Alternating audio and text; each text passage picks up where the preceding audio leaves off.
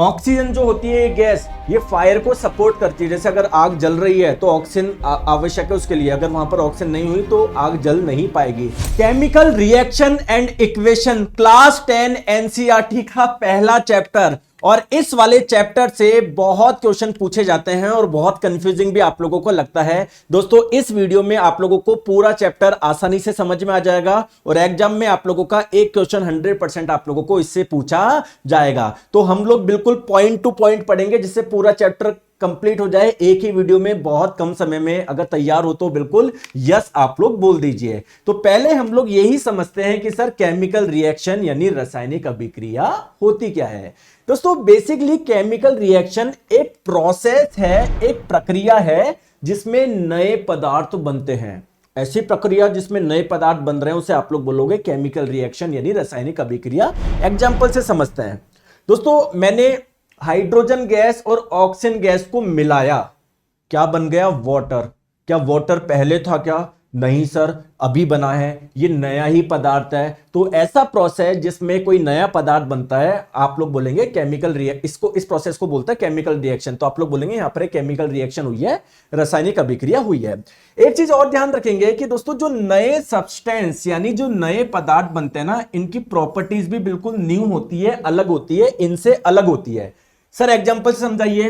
Hydrogen जो है वो काफी ज्वलनशील है, फ्लेमेबल है।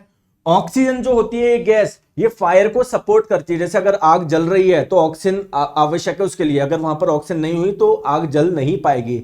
तो ये भी आग को सपोर्ट करती है, फायर को सपोर्ट करती है। लेकिन पानी क्या करता है? आग को बुझाता है। यानी इसकी विशेषता अलग है, इसकी अलग है। तो जब भी केमिकल रिएक्शन में कोई नए पदार्थ बनते हैं ना, उनकी विशेषता जो होती है ना वो बिल्कुल अलग होती है, नए कैरेक्टर्स वाले पदार्थ बनते हैं। बहुत बढ़िया।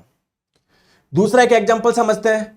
मिल्क जो है वो कन्वर्ट हो गया कर्ड में, दही में। इसका स्वाद अलग है, इसका स्वाद अलग है, यानी कुछ नया पदार्थ बन गया। तो नया पदार्थ बन रहा है, इसका मतलब केमिकल रिएक्शन हुई है। आई होप आपको केमिकल रिएक्शन समझ में आया होगा, रासायनिक अभिक्रिया समझ में आ गया होगा।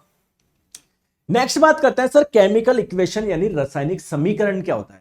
दोस्तों केमिकल इक्वेशन बेसिकली एक तरीका है, एक वे है रिप्रेजेंट करने का केमिकल रिएक्शन को। अगर कहीं पर केमिकल रिएक्शन हुई है, रासायनिक अभिक्रिया हुई है, तो उसको रिप्रेजेंट करने का एक तरीका है। तो basically it is a way to represent, ये प्रदर्शित करने का तरीका है। अगर कहीं पर केमिकल रिएक्शन हो रही है तो उसको प्रदर्शित करने का तरीका है। एग्जांपल से समझते हैं। यहां पर आपने देखा था हाइड्रोजन गैस और ऑक्सीजन गैस मिलकर बना रही है वाटर। यहां पर एक रिएक्शन हुई है, लेकिन बार बार इतना बड़ा थोड़ी लिखेंगे hydrogen gas plus oxygen gas मिलके वाटर। हम लोग क्या कर सकते हैं, कुछ सिंबल को यूज कर सकते हैं। हाइड्रोजन गैस का कोई सिंबल या फॉर्मूले यूज करके हम लोग इसको लिख सकते हैं। तो मैंने क्या करा, हाइड्रोजन गैस का फॉर्मूला ये होता है, ऑक्सीजन गैस का ये होता है, वाटर का ये होता है। तो मैंने सीधे ये लिख दिया, यानी ये एक तरीका मैंने कर दिया। तो इसे बोलेंगे केमिकल इक्वेशन यानी रासायनिक समीकरण। दोस्तों केमिकल इक्वेशन में ध्यान रखिएगा एक एरो होता है ना, एक एरो। तो इस एरो का हेड कहां पर रखना है? जहां जो नया पदार्थ बना है उस तरफ। और जो नया पदार्थ बनता है उसे आप लोग बोलते हैं प्रोडक्ट और हिंदी में बोलते हैं उत्पाद। और जो ये होते हैं पुराने वाले, उन्हें आप लोग बोलते हैं रिएक्टेंट यानी अभिकारक। तो एग्जाम में कई बार पूछा जाता है कि इस एरो की पूंछ, टेल कहां पर रखनी है? रिएक्टेंट की तरफ आप लोगों को रखनी है।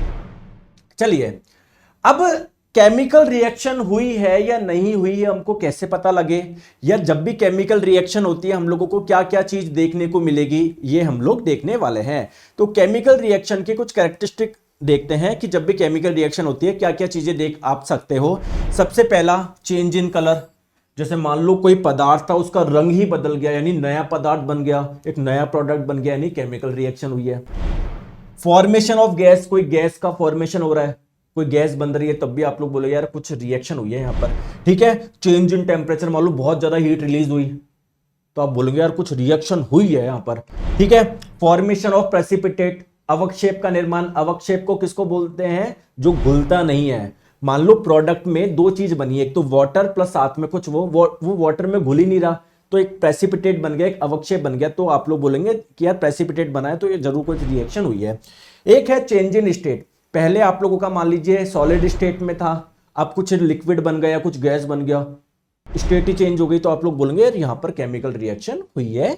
तो ये आप लोगों के कुछ तरीके हैं जिससे आप लोग पहचान सकते हो। एक एग्जांपल से समझते हैं। जैसे यहां पर देखिए एक पदार्थ होता है कॉपर सल्फेट, जिसका रंग होता है ब्लू यानी नीला। जैसे ही आपने इसमें आयरन डाला, ये जो सॉल्यूशन था, है ना, ये जो विलियन था, इसका रंग ही हरा हो गया, चेंज हो गया। क्यों? क्योंकि पहले पदार्थ कॉपर सल्फेट था, अब कुछ नया पदार्थ बन गया, और नया पदार्थ बना है, इसका मतलब रिएक्शन हुई है।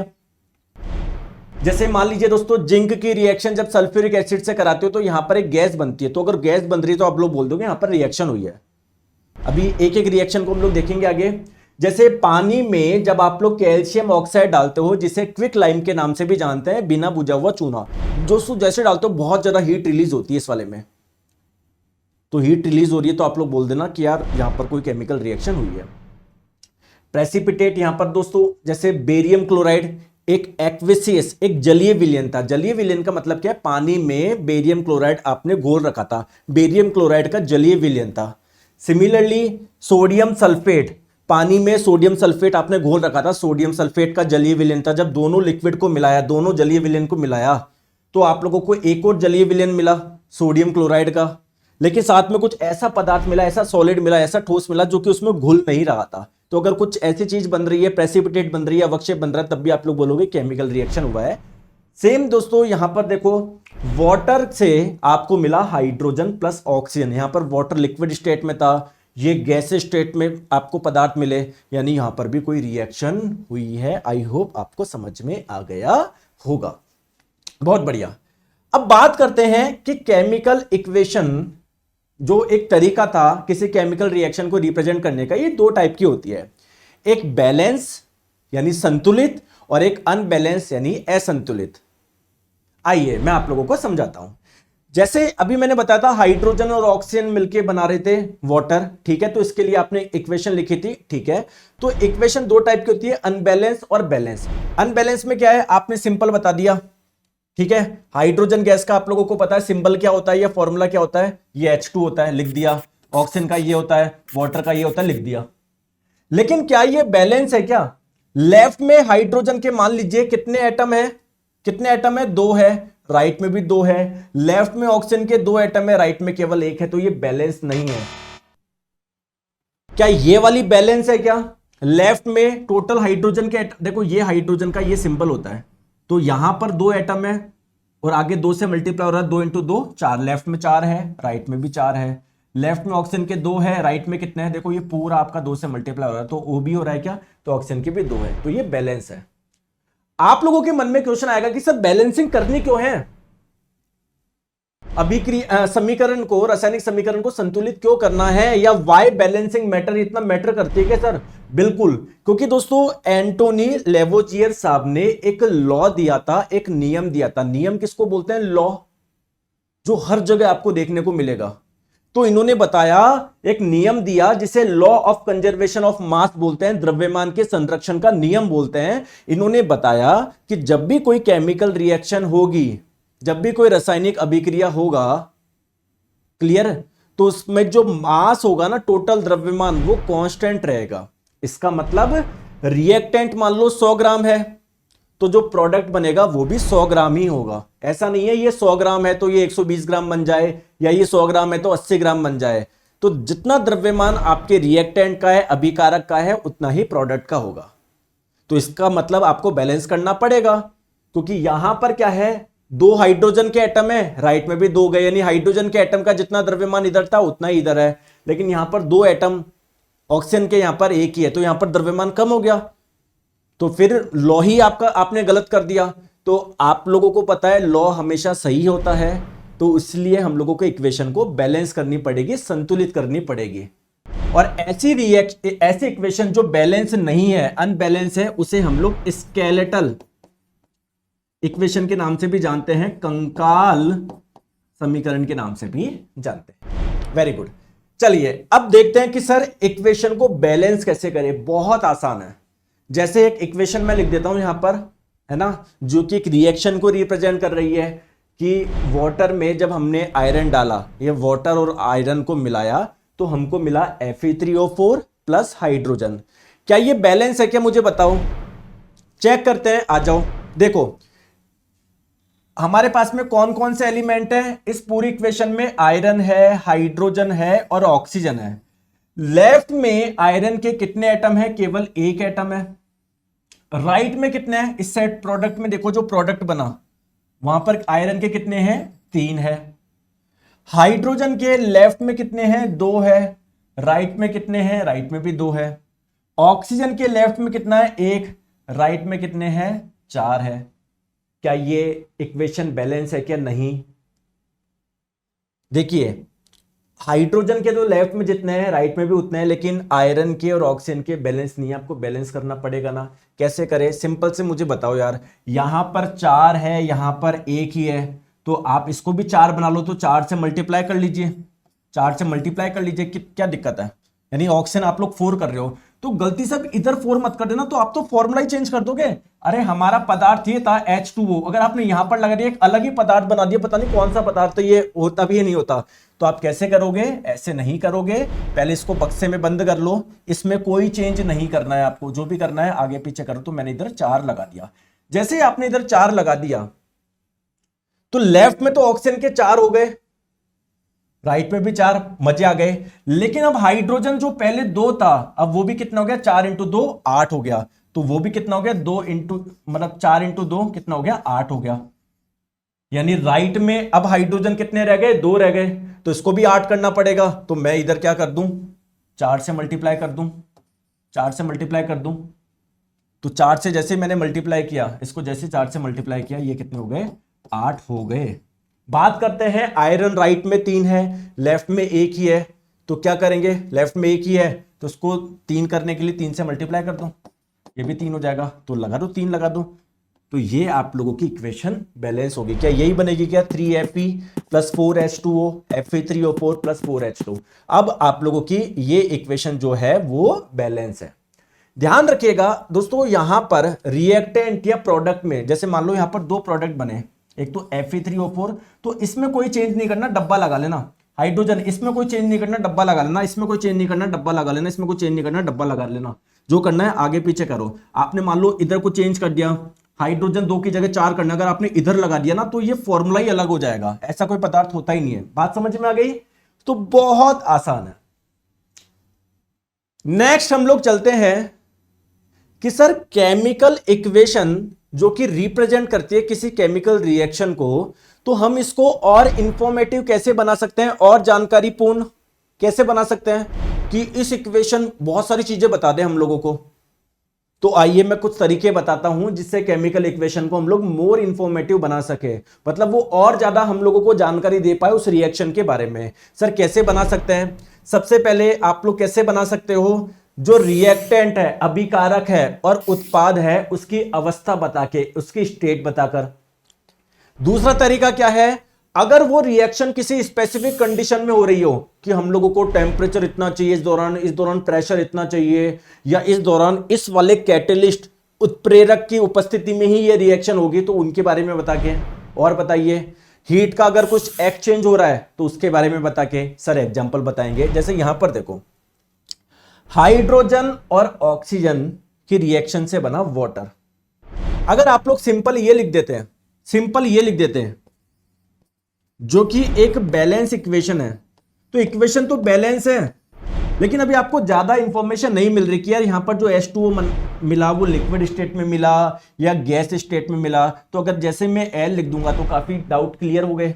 सिमिलरली हाइड्रोजन जो यहां पर है वो लिक्विड स्टेट में है या कैसे है, तो यहां पर जैसे मैं G लगा दूंगा तो मुझे काफी चीजें मुझे समझ में आ गई। आ गई बात समझ में। तो अगर कोई ठोस अवस्था में है तो उसके आगे S लगा दो, लिक्विड स्टेट में तो L लगा दो, गैस स्टेट में तो G लगा दो, तो बहुत सारी जानकारी हम लोगों को मिल जाएगी। सर ये AQ का मतलब क्या होता है, AQ का मतलब होता है एक्विसिस, जलीय।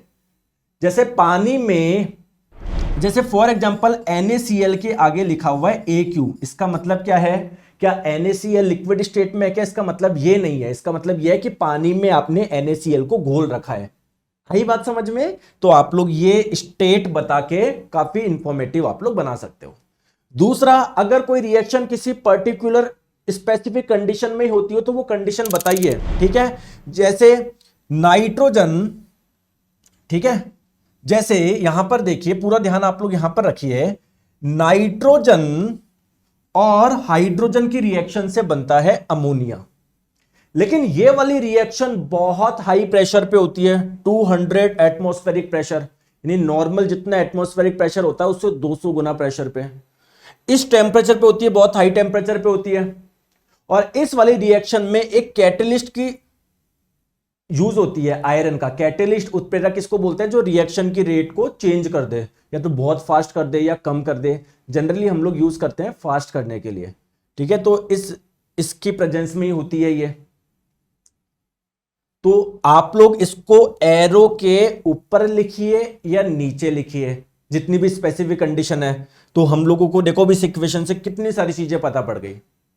एक है अगर कुछ हीट का एक्सचेंज हो रहा है, यानी हीट रिलीज हो रही है या हीट एब्जॉर्ब हो रही है, तो वो बता के, जैसे HCl, hydrochloric acid, sodium hydroxide, इन दोनों की रिएक्शन करवाते हो ना तो हीट रिलीज होती है, प्रोडक्ट तो बनता ही है, साथ में हीट रिलीज होती है। तो इस हीट को मैं इधर बता दूं।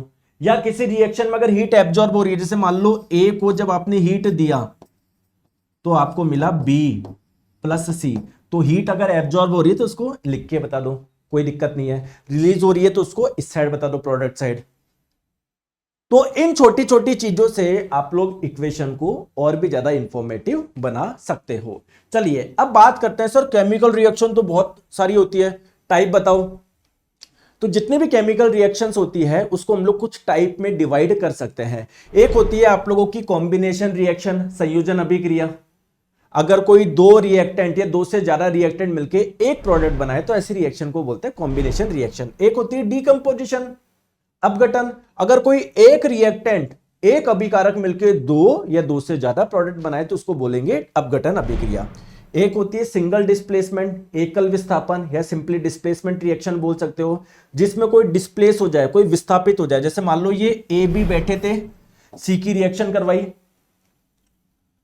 तो सी मान लो बी से ज्यादा शक्तिशाली था, उसको भी ए से चिपकना था, बी भी चिपका हुआ है, तो बी को हटा देगा, भाई तू हट, मैं आके बैठ गया, तो उसने बी को डिस्प्लेस कर दिया। एक जना डिस्प्लेस हुआ ना तो सिंगल डिस्प्लेसमेंट रिएक्शन। एक होती है डबल डिस्प्लेसमेंट रिएक्शन, द्विविस्थापन अभिक्रिया। और एक होती है रिडॉक्स रिएक्शन, जहां पर ऑक्सीडेशन भी हो, रिडक्शन भी हो, ऐसी रिएक्शन को बोलते हैं रिडॉक्स रिएक्शन। तो बेसिकली इन टाइप की रिएक्शन समझनी है और हम लोगों को सारे वो एग्जांपल्स देखने हैं जो एनसीईआरटी में हम लोगों को दिए हुए हैं। आई बात समझ में? बिल्कुल सर। चलिए सबसे पहले समझते हैं कॉम्बिनेशन रिएक्शन यानी संयोजन अभिक्रिया। ऐसी अभिक्रिया जहां पर दो या दो से ज्यादा रिएक्टेंट मिलके एक प्रोडक्ट बनाए उसको बोलते हैं हम लोग कॉम्बिनेशन रिएक्शन।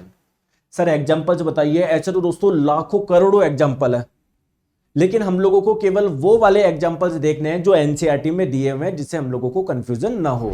जैसे फॉर एग्जांपल जब कोयले को आप लोग जलाते हो, कोयला किससे बना हुआ है? कार्बन से तो मिलकर बना होता है, और किसी भी चीज को जलाने में ऑक्सीजन की आवश्यकता होती है। तो बेसिकली जब आप लोग इसको गर्म करते हो तो ये जो ऑक्सीजन है उससे जुड़ के क्या बना लेता है? कार्बन डाइऑक्साइड बना लेता है। या सिंपल आप देखो, कार्बन प्लस ऑक्सीजन मिलके बना रहे कार्बन डाइऑक्साइड। क्या ये कॉम्बिनेशन रिएक्शन है? क्या बिल्कुल, रिएक्टेंट दो थे, प्रोडक्ट केवल एक ही मिला। नेक्स्ट बात करते हैं फॉर्मेशन ऑफ वाटर, जल का निर्माण। तो जो वाटर होता है कैसे बनता है? जब हाइड्रोजन गैस और ऑक्सीजन गैस की रिएक्शन करवाई हमने तो हम लोगों को मिल गया वाटर। तो ये भी एक कॉम्बिनेशन रिएक्शन है, क्योंकि दो रिएक्टेंट है, प्रोडक्ट एक ही बन रहा है। तो ये दोनों आप लोगों को एनसीईआरटी में दिए हुए हैं। सर और भी दिए हुए हैं क्या? बिल्कुल और दिए हुए हैं, बताइए सर। एक दिया हुआ है, बहुत इंपॉर्टेंट है।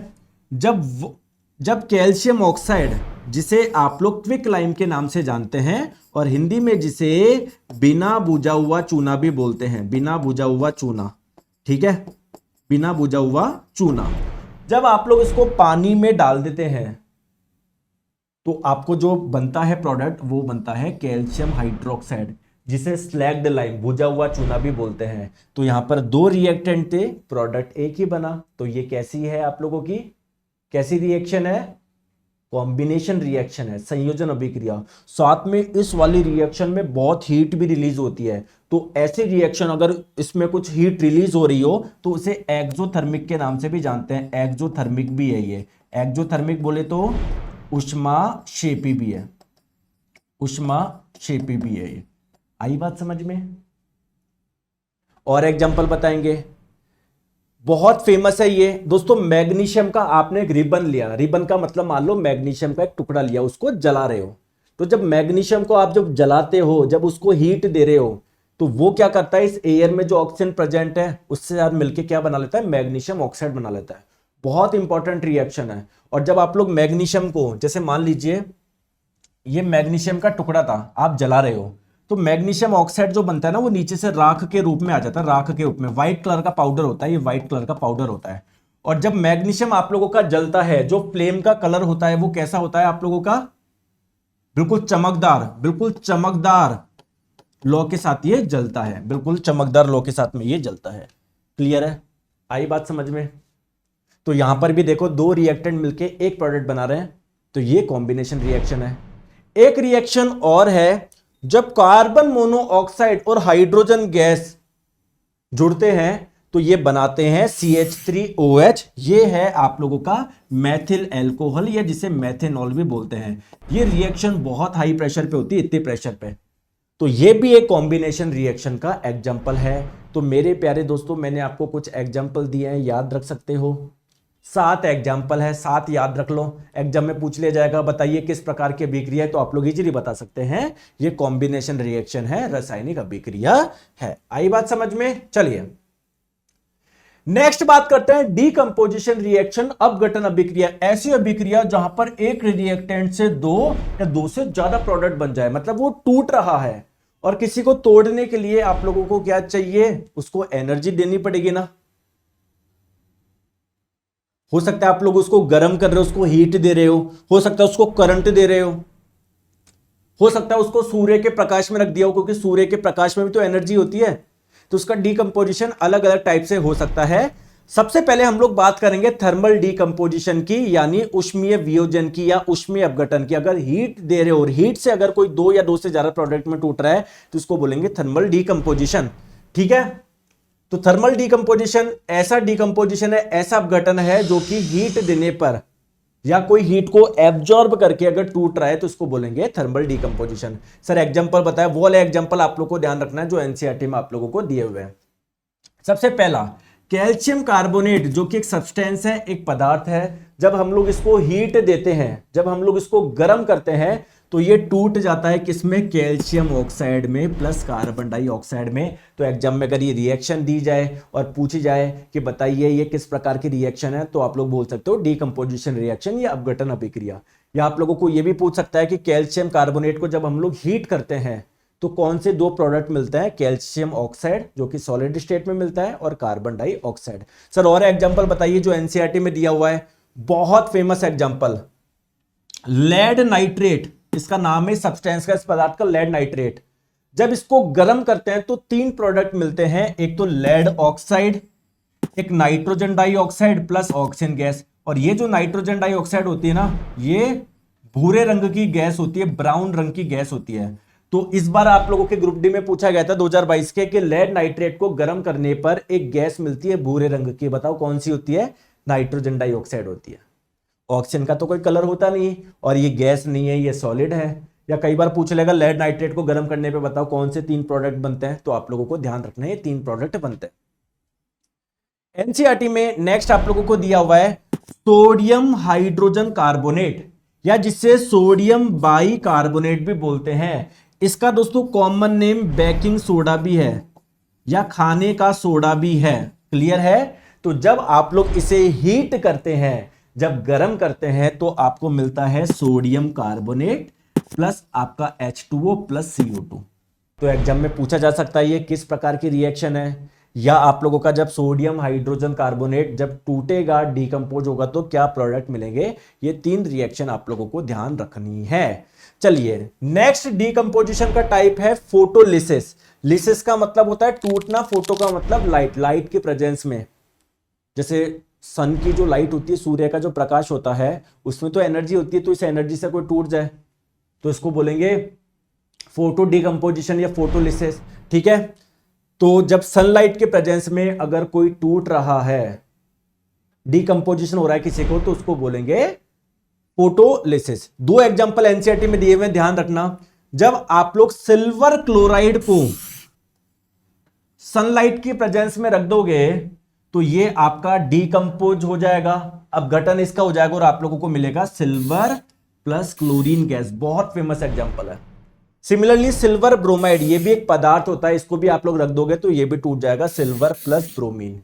आप लोग ध्यान रखिएगा, ये दोनों रिएक्शन यूज होती है। अगर आपसे पूछा जाए ये दोनों रिएक्शन कहां पर होती है, जो ब्लैक एंड व्हाइट फोटोग्राफी होती है ना, वहां पर आप लोगों को ये वाली रिएक्शन देखने को मिलेगी, ब्लैक एंड व्हाइट फोटोग्राफी में। दो एग्जांपल याद रख लोगे। ऐसे तो बहुत सारे होते हैं, लेकिन हमको वही ध्यान रखना है जो एनसीईआरटी में दिए हुए हैं। एक होता है आप लोगों का इलेक्ट्रोलिसिस या विद्युत अपघटन या विद्युत वियोजन। करंट आप लोग दे रहे हो, कोई करंट में भी तो एनर्जी होती है, तो इसका एक एग्जांपल ध्यान रखना है। वाटर में जब करंट प्रोवाइड करा देंगे तो आपको हाइड्रोजन गैस और ऑक्सीजन गैस मिलेगी। एनसीईआरटी ने आपको ये डायग्राम पे दिया हुआ है। तो जब देखो, मान लीजिए एक मग है जिसमें आपने पानी डाल रखा है, अब आपके पास में बैटरी है, बैटरी आपको करंट दे देगी, लेकिन पानी में आपको भेजना है करंट, तो दो इलेक्ट्रोड आपको लगाने पड़ेंगे, मतलब इसी से तो करंट जाएगी। तो एक इलेक्ट्रोड को बैटरी के पॉजिटिव टर्मिनल से जोड़ा, एक को नेगेटिव टर्मिनल से जोड़ा।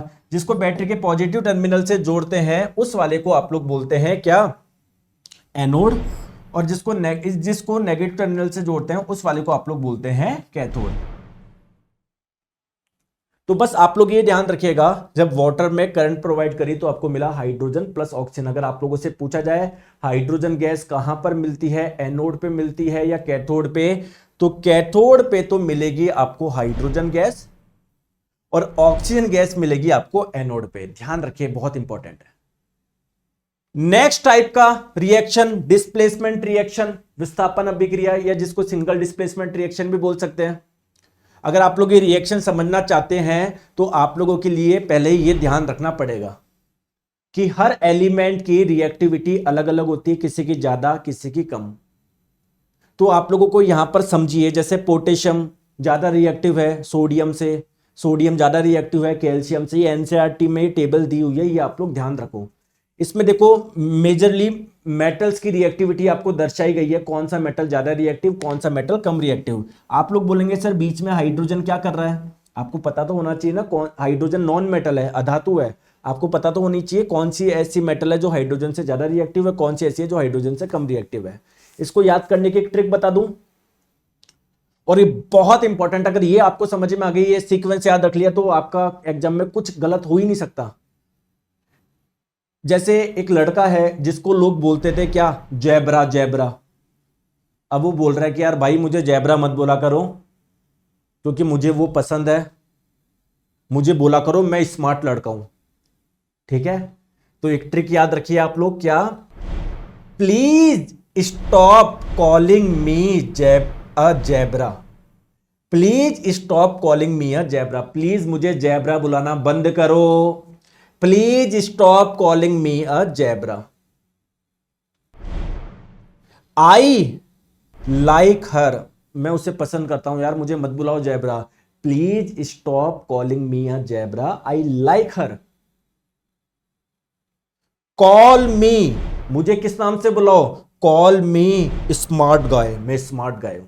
तो इससे आप लोगों को याद रह जाएगा, please stop calling me a zebra, I like her, call me smart guy. देखिए गोल्ड इतना महंगा क्यों आता है, क्योंकि उसकी रिएक्टिविटी बहुत कम है। ऐसा नहीं आप लोग खुले में रख दोगे तो एयर में जो ऑक्सीजन उससे अभिक्रिया कर लेगी या किसी और से अभिक्रिया कर लेगी, अभिक्रिया करती ही नहीं है, तभी तो इतना महंगा है। पोटेशियम को तो खुले में रख ही नहीं सकते आप, एयर में जो ऑक्सीजन उससे रिएक्शन कर लेगा, किससे रिएक्शन कर लेगा, किसी से भी कर लेगा। ये तो आई बात समझ में, ट्रिक याद है। चलिए सर एग्जाम्पल समझते हैं जो एनसीईआरटी में दिए हुए हैं।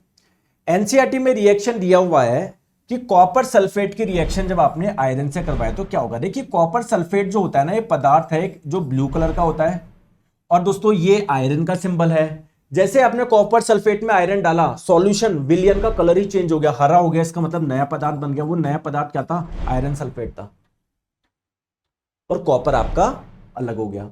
तो एक्चुअल में हुआ क्या, SO4 के साथ में बैठा था कॉपर, कॉपर है मेटल, SO4 कॉपर क्या है? मेटल है, धातु है। तो मेटल बैठा है SO4 के साथ में, यानी मेटल को प्यार होगा SO4 के साथ में। आयरन बोला मैं भी तो मेटल हूं, कॉपर ही क्यों बैठेगा? तो क्या कॉपर से ज्यादा रिएक्टिव है क्या आयरन? कॉपर से ज्यादा रिएक्टिव है क्या आयरन? यस। तो आयरन बोलेगा मैं आपसे ज्यादा शक्तिशाली हूं, कॉपर को हटाएगा और खुद आके बैठ जाएगा। कॉपर को हटा दिया, कौन डिस्प्लेस हुआ? एक जना डिस्प्लेस हुआ, कॉपर, और उसकी जगह आयरन आ गया। तो ये सिंगल डिस्प्लेसमेंट रिएक्शन है। और बताएंगे, कॉपर सल्फेट में जब आपने जिंक डाला तो जिंक भी मेटल है, कॉपर SO4 के साथ में बैठा है, यानी मेटल, कॉपर मेटल है, यानी मेटल को प्यार होगा SO4 के साथ में। तो जिंक बोलेगा यार मैं भी तो मेटल हूं, तो और जिंक ज्यादा रिएक्टिव है कॉपर से, तो ये भी हटा देगा। तो जिंक सल्फेट प्लस कॉपर आपका बन जाएगा। तो ये किस प्रकार की रिएक्शन है? सिंगल डिस्प्लेसमेंट रिएक्शन है। एक जना यहां पर डिस्प्लेस हो गया, ठीक है, उसकी जगह कौन आ गया? दूसरा जना आ गया। नेक्स्ट है लेड प्लस कॉपर क्लोराइड। ये तीन आप लोग ध्यान रखिएगा।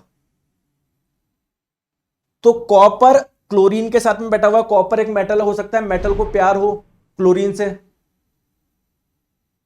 तो लेड बोलेगा कि मैं भी तो मेटल हूं, तो इसको हटा देगा और खुद जाके बैठ जाएगा। ये तीन आप लोग याद रख लोगे सिंगल डिस्प्लेसमेंट रिएक्शन के, ठीक है।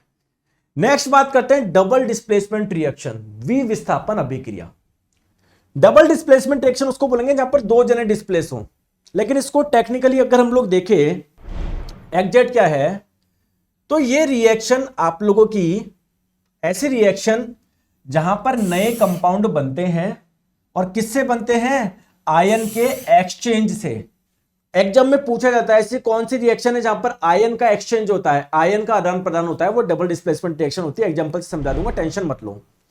जैसे एक रिएक्शन है कि जब आप लोगों ने बेरियम क्लोराइड, बहुत इंपॉर्टेंट है, और सोडियम सल्फेट की रिएक्शन करवाई, ये भी एक एक्वेसियस सॉल्यूशन है, जलीय विलयन है, ये भी एक जलीय विलयन है।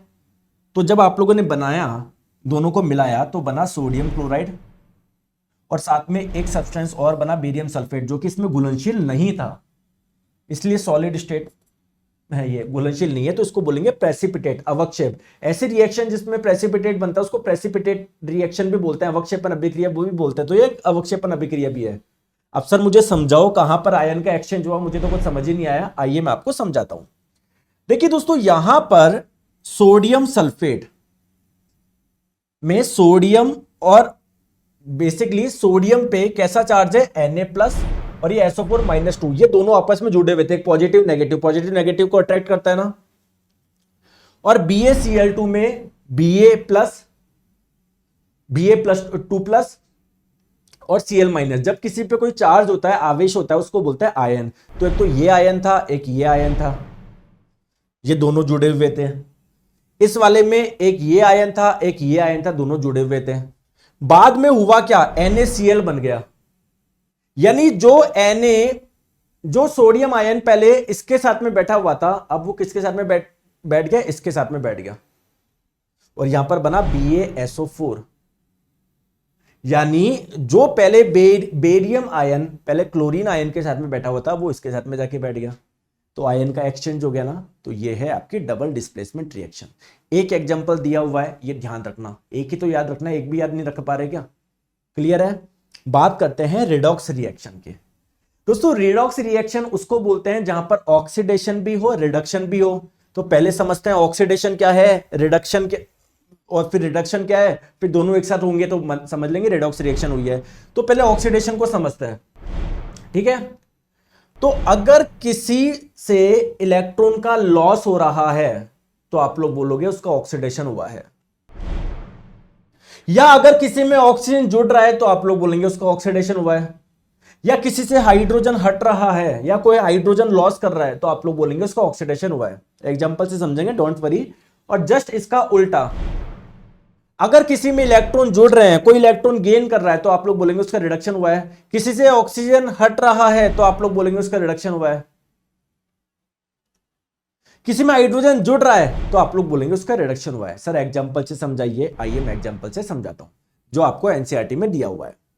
एक रिएक्शन है कि जब जिंक ऑक्साइड जो कि एक सब्सटेंस है, पदार्थ है, इसकी रिएक्शन करवाई आपने कार्बन से, तो मिला जिंक प्लस कार्बन मोनोऑक्साइड। देखो जिंक ऑक्साइड से ऑक्सीजन हटा तभी तो जिंक बना, और जिससे ऑक्सीजन हटता है तो आप लोग बोलते हैं उसका रिडक्शन हो रहा है, अपचयन हुआ है, यानी जिंक ऑक्साइड का हुआ है रिडक्शन, अपचयन।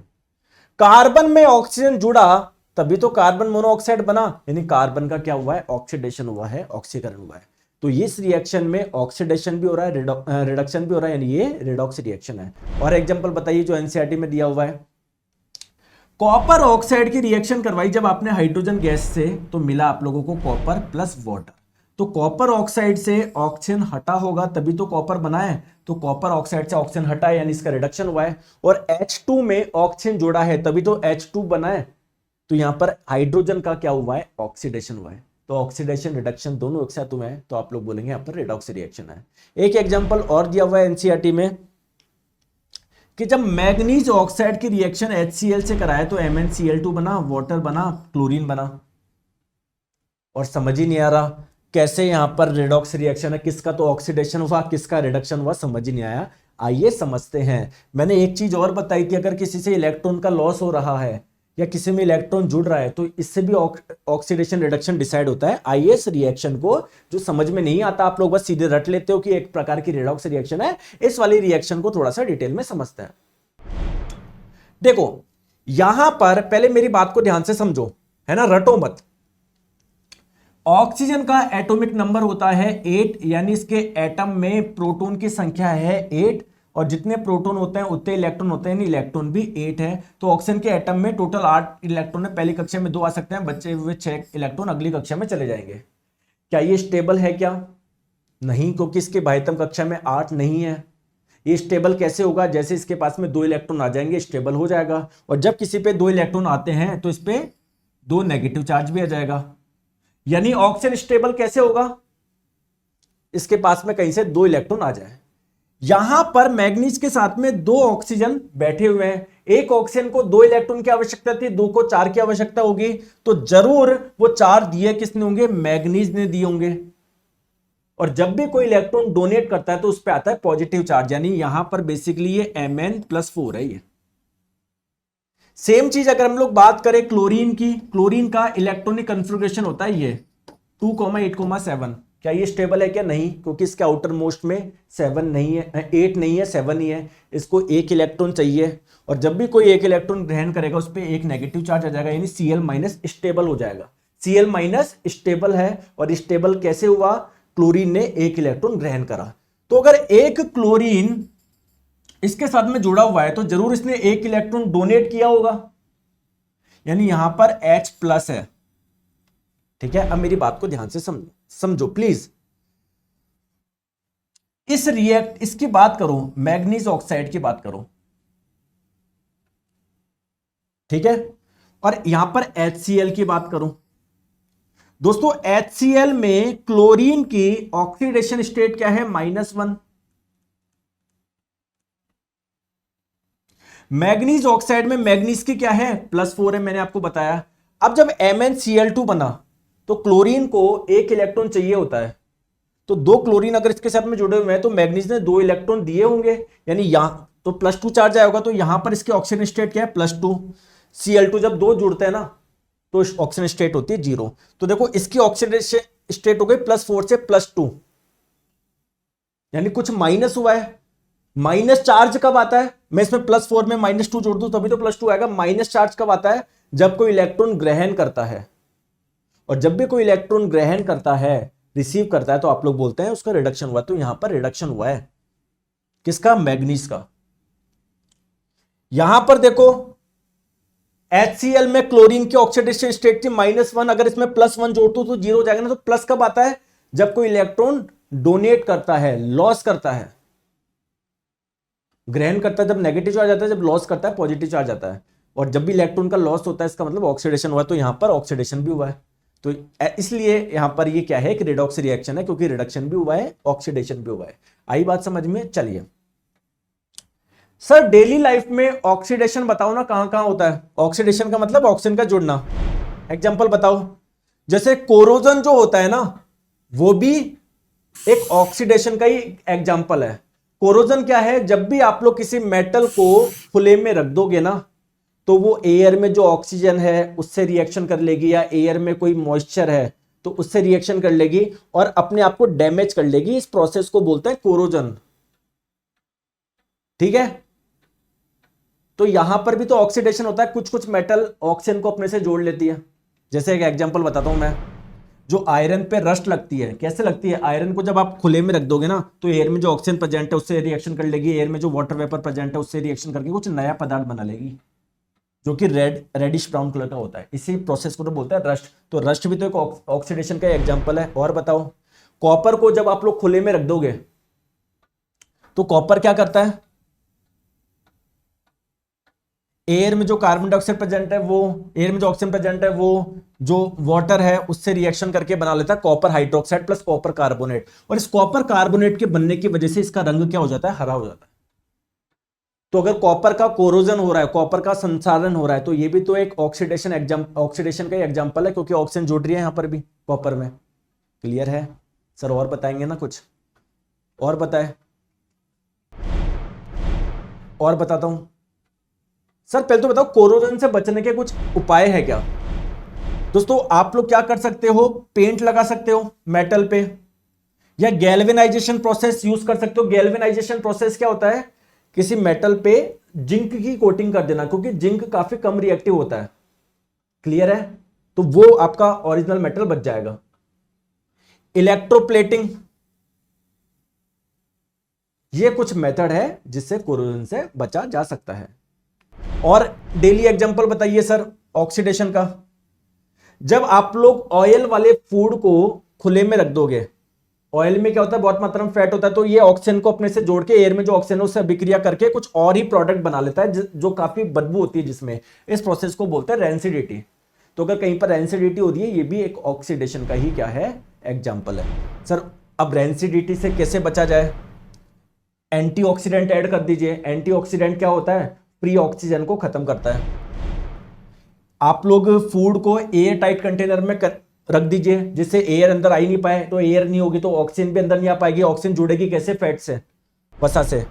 आप लोग फ्रिज में रख दीजिए, उसमें रेंसिडिटी प्रोसेस बहुत ज्यादा स्लो हो जाता है, बहुत ज्यादा। क्लियर? या एयर की जगह आप लोग नाइट्रोजन गैस ऐड कर दीजिए, जिससे फूड में जो फैट है वही तो ऑक्सीजन से जुड़ रहा था, अब ऑक्सीजन है ही नहीं, जुड़ेगा किससे? तो दोस्तों, ये पूरा का पूरा चैप्टर मैंने आप लोगों को एक वीडियो में करा दिया। कैसा लगा? मजा आया या नहीं आया बताइए। ऐसे वीडियो और चाहते हो ज्यादा से ज्यादा लाइक और शेयर करिएगा। बाकी रेलवे के लिए जनरल साइंस का foundation batch, one stop solution, complete theory plus साथ में मल्टीपल चॉइस क्वेश्चन पढ़ो, मजा आप लोगों को आ जाएगा। कंटेंट देखो किस प्रकार का है, साथ में हैंड रिटन नोट्स भी आप लोगों को मिल जाएंगे। प्ले स्टोर पर जाएंगे, साइंस मैग्नेट ऐप इंस्टॉल कर लेंगे, कोर्स वाले सेक्शन में आपको सारे कोर्स मिल जाएंगे। बड़ो मजा आ जाएगा आप लोगों को। ठीक है, कोई भी अगर समस्या आ रही है तो इस नंबर पे आप लोग संपर्क कर सकते हो। Thank you so much, take care, और चैनल को सब्सक्राइब करना ना भूलें।